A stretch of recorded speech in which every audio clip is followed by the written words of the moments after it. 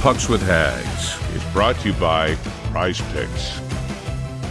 Welcome to another edition of the Pucks with Haggs podcast, powered by Prize Picks, the exclusive daily fantasy partner of the CLNS Media Network. I'm your host, Joe Haggerty. You can find my work at joehaggerty.substack.com. Subscribe and get yourself a premium membership. Get all of my NHL and Bruins writing sent straight directly to your inbox. I also write 3 columns a week for the Boston Sports Journal. So go to bostonsportsjournal.com and check that out. I believe this is the 164th episode of the Pucks with Haggs podcast. So thank you very much for listening and joining in on the fun with me today.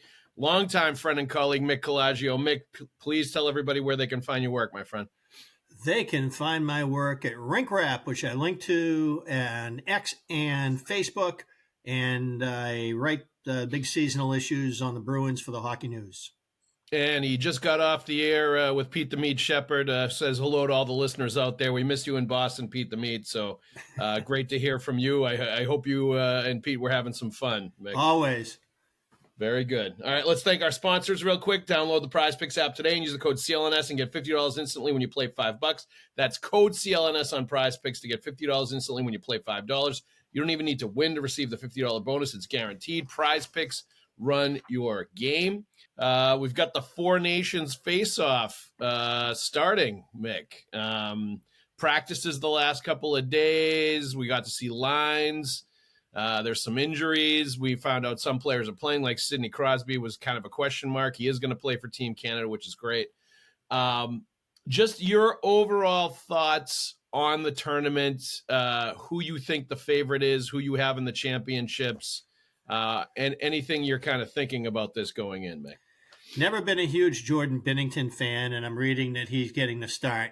Yeah. However, I do feel as though their formula and depth at the center position and just loading up with centermen who can also play wing. And I do see that the United States, Bill Guerin, has kind of tried to approximate that, but I do feel like he's got a lot more issues facing him as far as what's going to work, because Austin Matthews is a really unique player. I shouldn't say really, unique's an absolute. And you put Jack Hughes on his line. Should Jack Hughes be the right winger? I mean, Austin Matthews plays more like a finisher than he does like a playmaker. Like a winger. Yeah. Unless he's making his own shot. So to me, maybe before this is over, he's going to wind up on the wing. But those decisions tend to get made after losses, not wins. So I don't like their group like I like Canada's. And I look at this, and when Nathan McKinnon's arguably the second best forward in the world, and he is slated to play wing. I mean, they got so many centers. It's crazy. They always do this, and that's why they dominate. Yeah, and like I do agree with you. Like when you look at sheer star power, right, and sheer playmaking skill, speed, like all that stuff, I think Canada jumps off the page when you look at their roster as clearly having the best players, having the best centers, like all of that stuff. But like this is also like a tournament, this is kind of a playoff style thing where like it's going to be an extremely high level of play where some of that skill and some of that speed is mitigated because you're playing against the best players in the world. Now, I still expect McDavid, McKinnon, those kind of guys to flash for some goals and to make some dazzling plays. But like, I think Jordan Binnington, Aiden Hill, and Sam Montembeault as your goalies might come back to bite you. I just don't. I think that is definitely a weak spot. That's the only chink in their armor. Yeah, that could come back and hurt them is that they are probably going to give up a bad goal or two. Maybe Jordan Binnington's not above losing his mind and doing something stupid either, just in general, to take himself out of a game or to hurt his team. We've seen him do that in the past, even though he's obviously a cup winner from 2019. And he's St. Louis people say the same thing about Marchand, and he's on the same team. Yeah, no, totally. But obviously, when you look at the Canada roster, they should be the favorites, right? Based on the star power, based on not only up front, but Cale Makar on the back end and some of the players they have defensively that can make plays too and are great players. That's a loaded team. They should be in the finals. Team USA, I'm really curious. I think Connor Hellebuck, obviously, I think is the best goalie in the entire tournament. That could like tip some scales their way if he's playing. But even if he's not, they have Swayman, they have Ottinger. I think they've got the best goaltending. They have 3 goalies better than anybody playing in Canada for Canada. Yes, no question. And the thing about Team USA is, like, you're right, they don't have the level of stars that Canada does as far as like being the best. Like, Canada's got the best players. I would say Cale Makar, Nathan McKinnon, Connor McDavid. Like, nobody else in any other team can match that, what they have at those players at those positions. But the Team USA has got the Tkachuk brothers. And I think that like changes the dynamic of how they can play, what they can do, how they're, how they can be effective in a short tournament like this, where it's playoff style games. Like, I think they could play a different style in Canada and really throw Canada off their game a little bit if they play a certain way. Like, I'm not focusing so much on Austin Matthews and Hughes as much as I am both like having the Tkachuk brothers, and also I think their back end. Well, I'd add JT Miller to that point.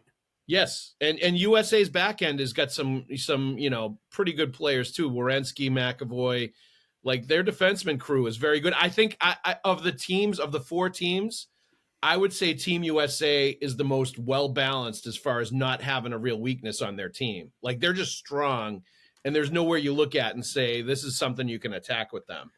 The only thing I'm not sure about is how they deploy up front, because while Eichel and Dylan Larkin are definitely should be sentiment on this team, I'm looking at this and saying, if the fourth line wingers are Brock Nelson and Matt Boldy, and for USA to effectively and successfully match up, I would not be surprised if at least Brock Nelson winds up in the middle in a matchup situation. Yeah. So it isn't just fighting fire with fire and offense against offense, but trying to, match up and shut somebody down. I think that you need sturdy players. Boldy, he's a young player, but he's a very sturdy player, and he can play physically away from the puck. Yep. So, yeah, I like a lot. For each individual, there's a very impressive list, and I agree with you about the balance part. If not for goaltending, Team Canada would impress me. The other thing on defense is right now I see Hanifin is listed as number 7. Now, maybe they're going too much for offensive skill here, because I feel like if Jacob Slavin is your only quote-unquote defensive defenseman, then I don't think you win this thing. I think you got to have Quinn Hughes is a terrific player. For a guy who logs all the minutes and the toughest matchups and everything for the style he plays, he's an awesome player. So I like that top. I find it an interesting top pairing. I'm never really sure how McAvoy is going to match up with somebody, how it's going to work. But I know that they probably feel like, let's get a guy who's a little more defensive oriented, who can play at Quinn Hughes' pace. That would be McAvoy. So I get that part. Foxy, they're probably thinking, not as good as the defensive side of the puck as McAvoy. Let's put him with the best defensive defenseman we have, which is Slavin. Yeah, you can check, Mick, but I'm pretty sure Quinn Hughes is not playing in this tournament. I think he's hurt and he pulled out. I think you're right, and I forgot that. But he's listed when I look at the NHL.com article. So Hanifin would have to be in there. But they're going to have to feature those guys in matchup situations in order to cope with what Canada can do down the middle. They can be relentless. And we're not even talking about Finland and Sweden yet. So it sounds kind of disrespectful. That's what I was going to next. I think we're all hoping that Friday night game at the Garden, or Thursday night, whatever it was, for the championship is going to be USA Canada. No question. But I think Sweden is a team that you have to consider, and they consistently crash the party and just play solid hockey and get into championship games. And when you look at their roster, top to bottom, it is very, very strong. It's they don't have the star power of Canada, but they've got some guys that can put the puck in the net. They've got William Nylander, they've got Zibanejad, they've got a strong back end. They've got Allmark and Jacob Markstrom in net. They got the elephant in the kitchen. Well, yeah, and I their defense might be the best with Erik Karlsson, with Victor Hedman, with Jonas Brodin. When you look at all 6 of their defensemen that they throw out there, they're very good players. Well, I love Forsling and Ekholm. Those have been And 2 of my favorite players over the last 5 years. Yep. And I love Rasmus Dahlin from Buffalo. I just think that kid he's like Glenn Wesley in a bad mood. Yep. He's really good. So that's a good group. It is. But Erik Karlsson's going to make sure he's doing his job on both sides of the puck because he does have tremendous skills. Yep. But I think if anybody's going to ruin the USA-Canada final that everybody in North America is hoping for, it's going to be Sweden. They have a strong team, and they seem to always play well together as a unit on the world stage in these international competitions. Because I think they're just Swedish players in general, if you're going to stereotype or generalize, are very good two-way players, almost, to a man. Erik Karlsson's not one of those guys, but like to your point, but most of those players can play both sides of the puck and play very strong in these like playoff tournament type situations. Kempe's like a young JT Miller. Yep. That guy's a freaking horse. Yep. So they're going to be good. As from a Bruins perspective, Elias Lindholm looks like he's going to be the 4th line center on that team. So that'll be interesting to watch as well. I think Finland is in for some really tough sledding here. They have had some unfortunate things happen leading up to the tournament where Miro Heiskanen and Rasmus Ristolainen are not going to play.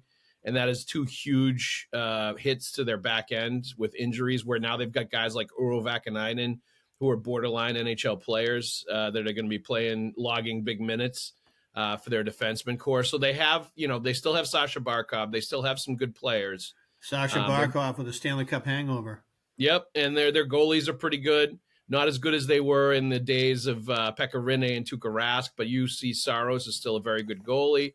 But I just think with the back end that they have and with these like borderline AHL, NHL type players that are going to be playing, I think they're the team that's going to be knocked around a little bit by the other 3 teams. Yeah, they're a sturdy group, but I'm not sure how offensively dynamic they're going to be. I mean, when I look at, Barkov with Rantanen and Lehkonen, that could be a great line.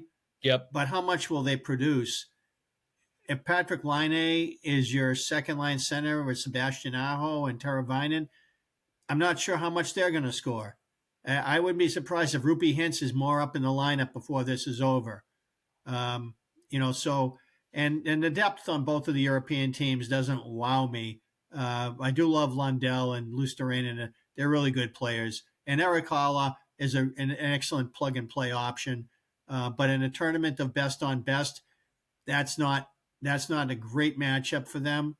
I think Lindell is an excellent defenseman, but I'm with you that missing Heiskanen, especially, that one's crippling.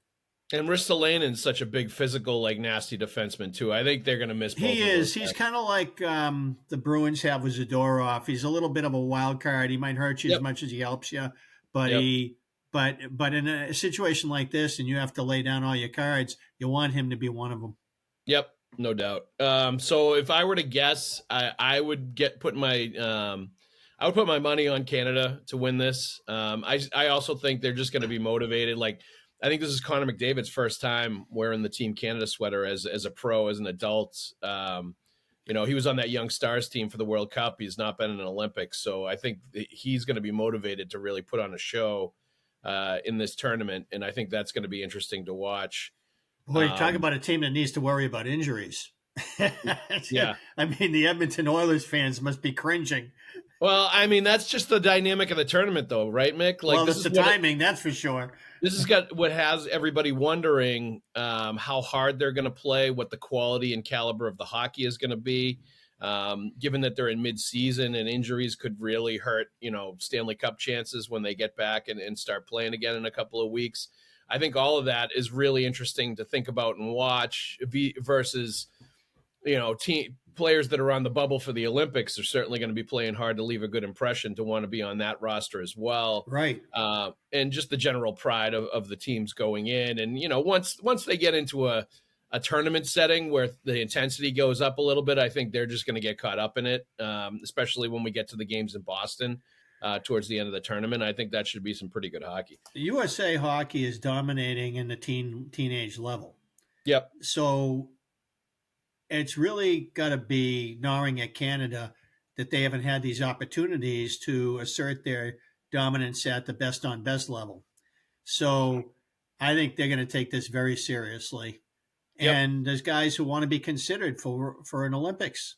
So I think there's a lot of pride for everyone. Nobody wants to get embarrassed here. If you get embarrassed and you're on the team and you're not somebody who was one of the best players on the team that got embarrassed, then you're probably not playing in the Olympics. So there's just, and there's also that volatile thing where guys always talk about, hey, if you try to hold back something, that's when you get injured. So right. I also think that that's why the hockey is going to be pretty hard. And it's going to be quick. It's a few games, boom, boom. There's going to be a lot of adrenaline. The situation will bring out a lot. Yeah, should be. And a couple of great settings, too, for these games up in Montreal. It should be really, they should be really into it. I'm sure those crowds are going to be wild, especially for Team Canada supporting their home team. And then when we get to Boston, I think those games are going to be great, too. I'm interested to see what the crowds and what the attendance is going to look like for, let's say, a Sweden-Finland game that's being played in Montreal or being played in Boston. I'm not sure that those are going to be off the charts, and that's kind of the word on the street is that, you know, maybe ticket sales have not been as brisk as people thought they were going to be. But I still think it's going to be a pretty great atmosphere to see this. And I also think, too, like, part of it is just sort of the maiden voyage aspect of this, too, where this is something the NHL's trying, and I think they want to implement it, you know, every few years, which would be great. But I think, you know, there's some curiosity here just to see how it's all going to play out. Kind of like the first time they did the Winter Classic and weren't sure how that was going to go. And, you know, there's a lot of eyes watching to see how it turned out and how it was embraced and, you know, if people watched and if it was a good product and all that stuff. I think this is the same kind of thing. And credit the NHL, who continues to try to do things to put a good product out there to sell the game and also to make the players happy, where they clearly want more of this international play for your country type competition. Yeah, there's been so long for them at that pro level. So this is something they wanted. The league partners with them. They paused the season. I know a lot of Bruins fans were very unhappy about this, pausing their season. They're not invested in this. And I think the crowds in Boston, at least, are not going to be provincial at all. It's going to feel like there's a very touristy atmosphere at this game, these games in Boston. They're going to feel like they could have been anywhere, but they just happen to be here because of the people who are coming here are not coming from there'll probably be a smattering of Boston area people, but they might not even be. I would be surprised if more than 10% of Boston Bruins season ticket holders bought tickets to this. Yeah, I agree with you. I think so, too. It's a long haul for them. It's an economic strain. They don't like the interruption to the season.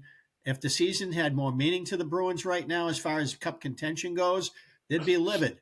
Instead, it's kind of like ho-hum. And that being said, I think they're going to want to be in the house if USA and Canada play for the finals in that game. Should be great. Everybody's going to want to be there for that. If you're a hockey fan, you're going to want to see that because it could be awesome. All right, let's take a pause, Mick, real quick to thank our friends at Prize Picks. Prize Picks is the largest daily fantasy sports platform in North America and the easiest and most exciting way to play daily fantasy sports. Instead of battling thousands of other players that could be pros or sharks, you simply pick more or less than on 2 to 6 player stat projections, and you watch the winnings roll right in. It's fun and it's super simple. Prize Picks also offers weekly promotions that can lead to big payouts like Taco Tuesday. Each Tuesday, Prize Picks discounts select player projections up to 25% to provide even more value for your lineups. Make your holidays bigger and brighter with Prize Picks, the best place to get real money action while watching your favorite sports. You can also now win up to 1,000 times your money on Prize Picks. Prize Picks also offers MasterCard for quick and easy deposits into your account this sports season.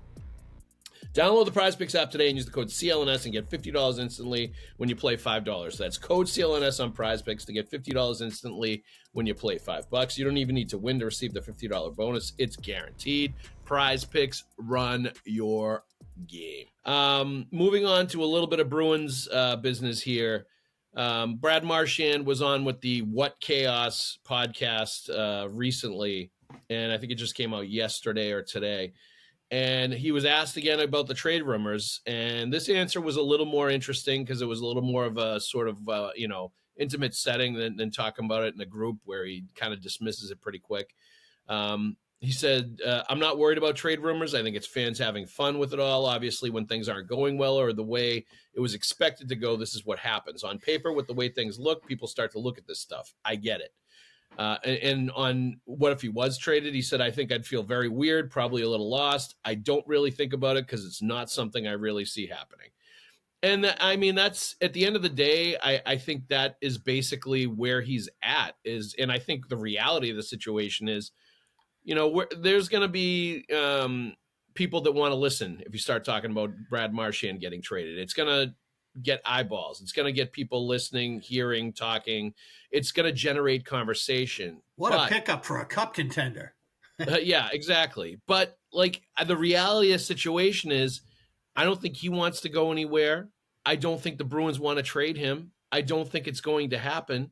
I think he wants to be a Bruin for life. I think they value him as a player that is going to be, associated with the Bruins for the rest of his life. And one of those players like Bergeron and others who, will stick around Boston and will be like friendly faces and will be ambassadors for the franchise. Like he is Boston Bruins through and through. And I think that is those kind of guys, from a business perspective, from a public relations perspective, from like all the different avenues, in addition to him being the captain and still a very good player who has hit 20 goal plateau for the 14th time in his NHL career and is doing it still at 36 years old.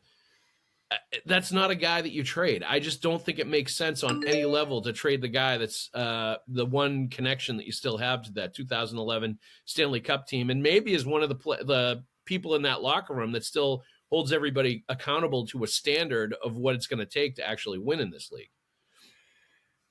You can't just tear everything out and say, hey, we're having a bad season. After averaging 50 wins a year for 7 years, you're going to just say, okay, let's just rip our heart out. Let's rip our brains out. Let's just rip everything out and flatten and start over because we didn't get what we wanted this year out of this team. Right. It didn't work out the way we wanted. So to me, that's an absurd way to go because it all it does is speak to the impatience of the situation. It still needs to iron itself out with this group and its additions.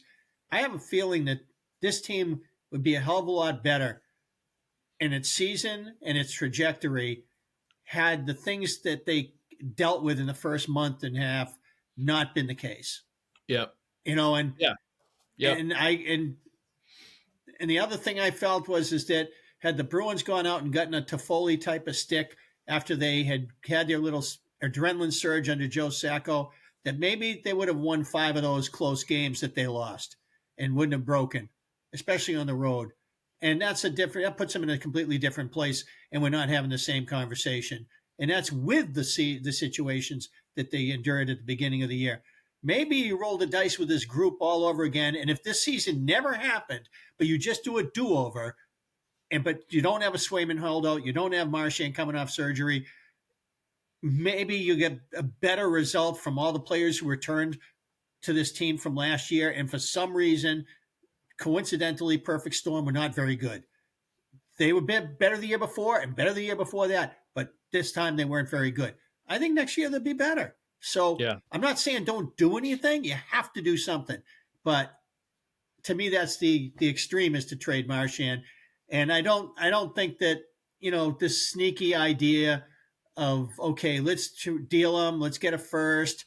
Let's go and let's have a wink with him. And he comes back to us and we re-sign him.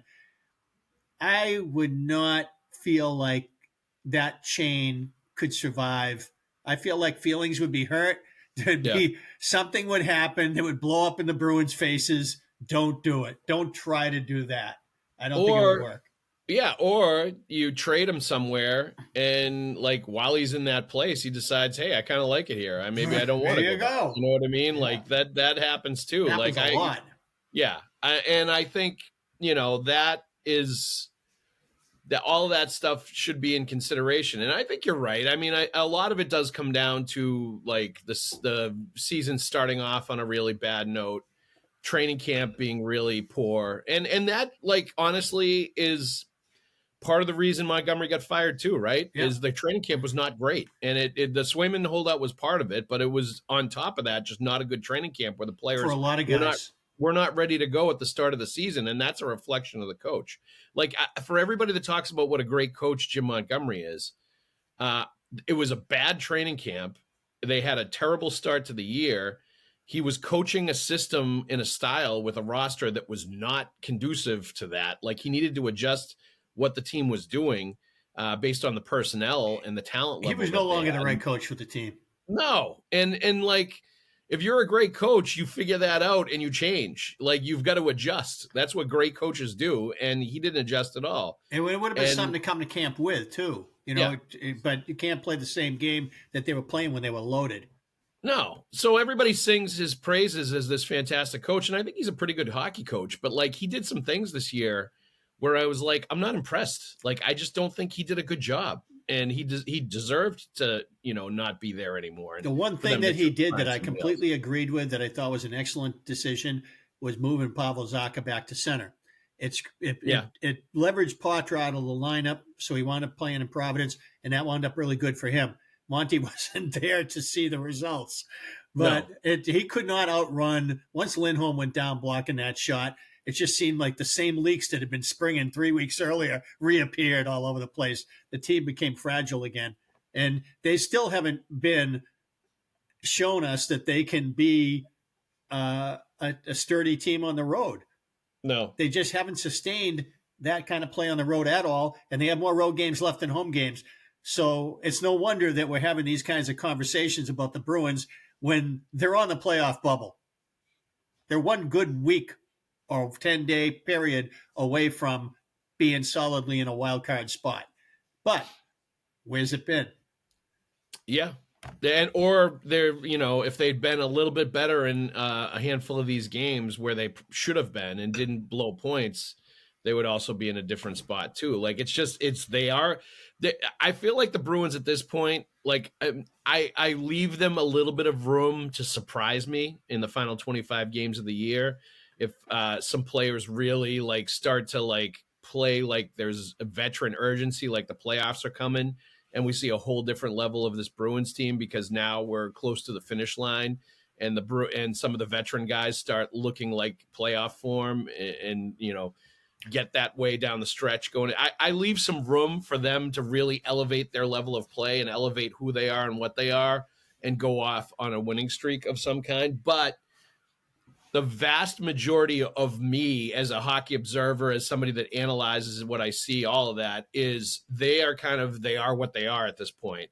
And I think we've seen enough of the season to determine what they are. And what they are is a very flawed team that can play a style where they can beat some middling to bad teams. They're going to struggle against good teams. They're not going to be able to get over the hump against enough teams where they really need a push.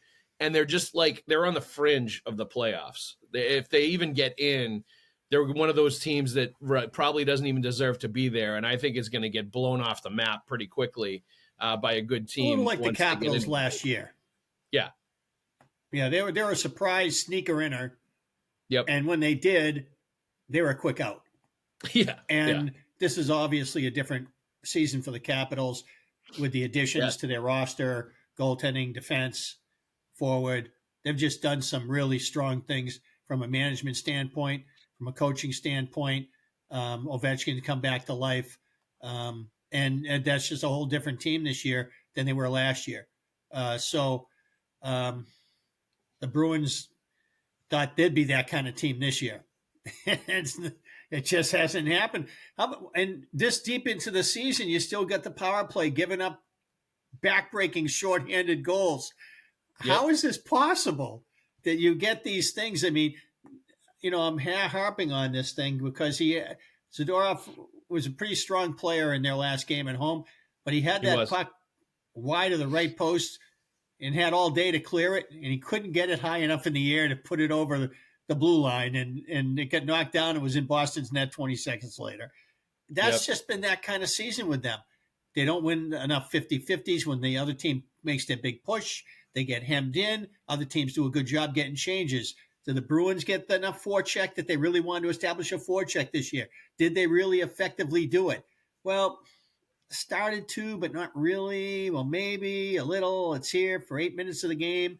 It's the same old as far as not being able to establish that part of their game the way they really have been saying every year, oh, we're going to do this better. And times it looked like it was going to get better, and then it didn't. PK was bad early, got better. Power play was bad, got better, but still susceptible to the shorty or the vulnerable minute. How often does the Bruins get a line change, a wholesale, while plays moving, and their weak side can't catch up with the transition of the opponent? I mean, this is just, if I pick a list of boxes and I check, what's a cup contender look like? What's a playoff team look like? They're just not checking the boxes. They're checking the wrong ones. And it's just, so from a performance standpoint, this is not a playoff team. No. And like I said, they are what they are at this point. I think we've made that determination 50-plus games into the year. We've seen enough. But I will leave a small room of, maybe they could show something. I just feel like they've put themselves in a position where even if they are really, really good in the last 25 games, they may not make the cut just based on the position they've put themselves in coming out of this Four Nations break. Hey, did you know that the Bruins have a better home record than the Celtics? That's crazy. Certainly don't have a better road record. The defending NBA champions are, it's a hangover season for them. They're amazing, 22-6 on the road. They're 16-10 at home. The Bruins at home are 18-9-3. Yep. So I guess you can point percentage that out, and maybe they're not. But I will give the credit.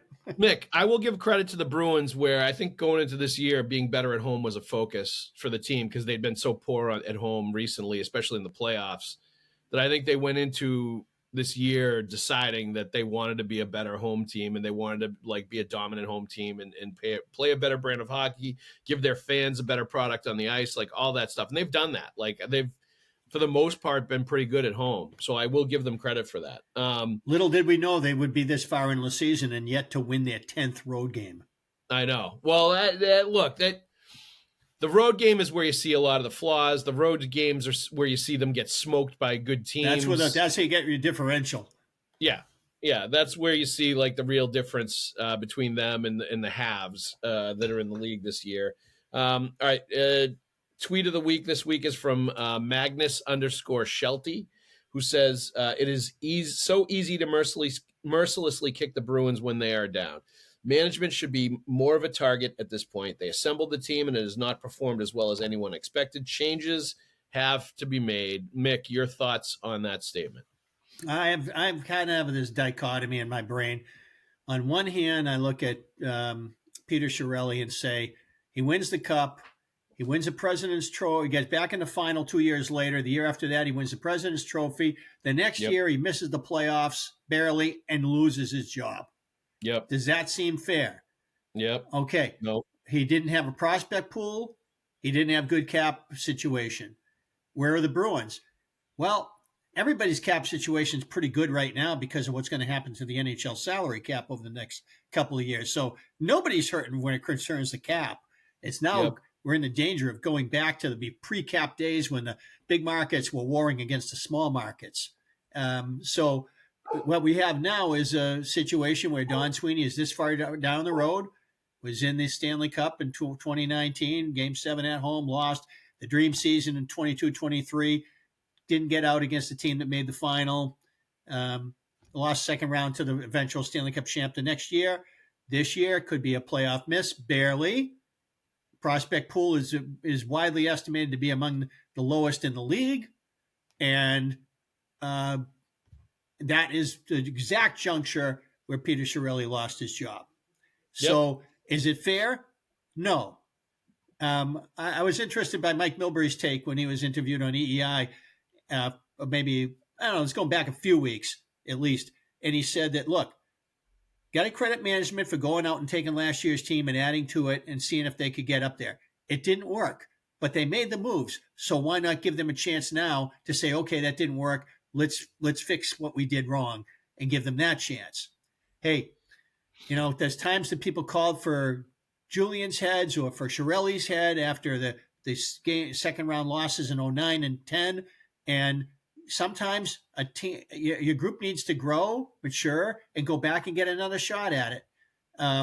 It seems like here there's such fear in our market for people throwing bad money after good that one bad season, which has a lot of identifiable circumstances that led to it, and some that are not, some are more mysterious, are as reasons for just rip it to shreds, start over, new regime, all of that. If I was going to change GM, if I was going to change management, it would be because I have a philosophical bone to pick with how Don Sweeney builds his hockey team. That would be why I would do it if I was going to do it, not because of what happened this season. No, and these are all good points, and it's interesting you bring up Peter Chiarelli because I do think it was a little bit of a different situation. My impression of Chiarelli's last few years was there was growing discontent with other parts of the organization because they weren't on the same page and the information wasn't flowing I think it was everybody wanted it to be. I think Chiarelli was sort of working on his own in a little bit of a satellite situation and not in tandem with everybody else. And when it's working great and when you're winning cups, awesome. If you try to do that and you start to struggle, I think that's when it becomes a problem. That's a good point. If you are on an island, you better be winning. Yes. And, I think that ultimately was what was his undoing. And I think it's much more of a, everybody's working sort of in tandem and collaborating. The only time I haven't felt like the Bruins lost any sense of their synergy in from ownership to executive to hockey side to right down to the ice. The first time I ever felt that was when Cam snapped at the presser. About Swayman? Yeah. And because Don Sweeney was suddenly in a position where I'm asking myself, did you know he was going to do this? And why are you in this position where you're suddenly, I get the feeling that Sweeney did not know that was coming. And the reason I think this is because he was, I don't want to say flippant, but and I asked the last question about Trent Frederick and I thought it was an extremely valid question because of what happened with Jake DeBrusk the year before. So I put the question out there. And Donnie started saying, "Oh, we're going to start talking about every player. We're going to ask about Morgan Geekie. You're going to ask about this guy and that guy." And I started saying, "Yeah, but he's UFA." And that's kind of got wrapped up and it got done. And then Donnie made eye contact with me and gave me a little winky wink, and smiled and because he had just explained that yes, we have talked to Frederick's representatives and that that was ongoing. So that just gave me a feeling that he was unsettled by what had happened. Yeah. I think that's fair. But I also think, I don't think it would have mattered necessarily whether the Bruins had or had not, had some outbursts from management about what was going on. Because I just think the way it was played by the other side, by Swayman and his representation, it was always going to get ugly at some point. I just feel like that was inevitable, that something like that was going to happen. And it was going to make it a little different than pretty much any other negotiation under this management group and under this administration. And I think part of the aggravation was warranted because I think they knew what we saw play out was going to happen, that he was not going to be ready to start the year and it was going to submarine their entire season. And that's exactly what did happen. It's like Pat Burns told our pal Chris Hurley many years ago when Byron Defoe held out. He said, "I've never seen a holdout that didn't hurt the player and hurt the team." Absolutely. And I think that was where the frustration came in, and I don't blame them one bit. And I can understand, them being pissed about it because they saw a slow moving train accident happening that they couldn't stop and prevent. And it's played out exactly like they thought it was going to based on the way the first half went for this team. So the only thing I will say in general is everybody wants the hue and cry for changes. Everybody, fans want, changes for change's sake. Sometimes they get frustrated and they scream and stomp their feet and want this guy traded, this guy fired, like all this stuff to happen. The only way you're ever going to see the Boston Bruins significantly change what they're doing is if all of a sudden the money becomes a problem. If they lose the playoff gates, if the fans stop buying tickets to the games, if like all of a sudden the sellout streak is gone and they're desperate to sell tickets, that is when you're going to see changes. And that is like the only time it's going to happen, I feel like. Well, as Harry Sinden once said to me, you never try to lose. And, and rightfully so, because like, I think Don Sweeney's been a good GM. I think he's done a lot of really good things. He's built a consistent team that contends for the playoffs and, has solid players. It's been really challenging for them to compete on the fly while replacing Hall of Fame talent that has retired and left over the last 5 years. And for the most part, they've been able to do it. And I think this year, with that, plus like the Swayman thing, plus the players they brought in not living up to expectations, there's been a perfect storm of things that have happened that circumstances that have led to them maybe not making the playoffs. And, do you get rid of the GM for 1 year where things didn't play out as you expected? And there was some stuff that, really sidetracked the team in the first half. I'm not so sure. I wouldn't. I still think he's a quality GM. I think they run a good organization. I think the Bruins have been the model in the standard for the last 10 years. Well, that's what I was going to say too, that they are the envy of the league. Teams want to be like the Bruins. They were once early in the season, they were interviewing Sean Corrali in Columbus and said, what do you remember from your time in Boston? And he said, well, it's really hard to set up and get a machine running, but once it's running, it's really hard to stop. Yep. And that's what he was part of in Boston. Yep. And this year has not been up to their standard, definitely. And is this the beginning of like a degeneration of all that? And we're going to start to see them sort of like sink back towards the middle. I think we need more time to view what's going on with this team before you make drastic changes, knee-jerk moves based on 1 year where it hasn't been up to their standards. So I think you need to like be patient with that.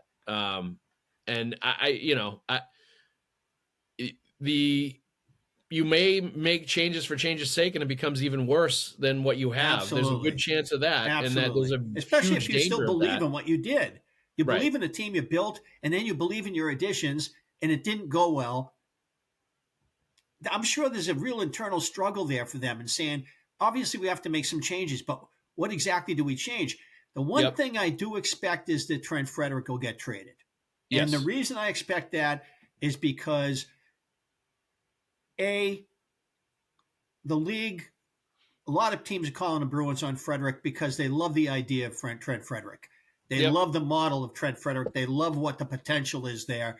Yep. They don't live with the week in and week out of Trent Frederick not quite living up to that, except in spurts. So the Bruins are like, are we going to pony up what it's going to take to keep Frederick from going to the market in order for him to be what he's been for us these last 3 years? Yep. I don't think so.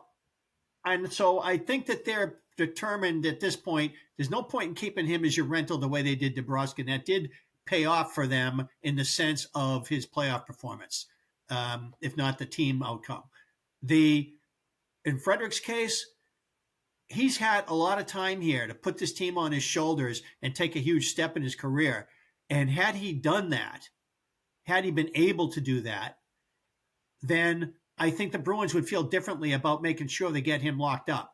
But I don't think they feel that way about him now because he's just been part of this entire quilt of a guy who's just been struggling along like everybody else, playing better at times, playing not as good as times, and he just fits right in with the whole thing. And you say, yeah, is he a good guy? Yeah, he's a great guy. Is he a good player? Yeah, he's a good player. Would you like to go forward with him? Yeah, you do. But what you have to pay and what your opportunities are to do something else and what might be on the table for him at this juncture, based on the season you've had and what he didn't do about it, I think they move on. Yeah, it's a business decision at the end of the day, I think, with Trent Frederick, as it's been with, guys like Jake DeBrusk, Torrey Krug. There are others. I just hope they don't wind up becoming less physical a team next year in moving a guy like him.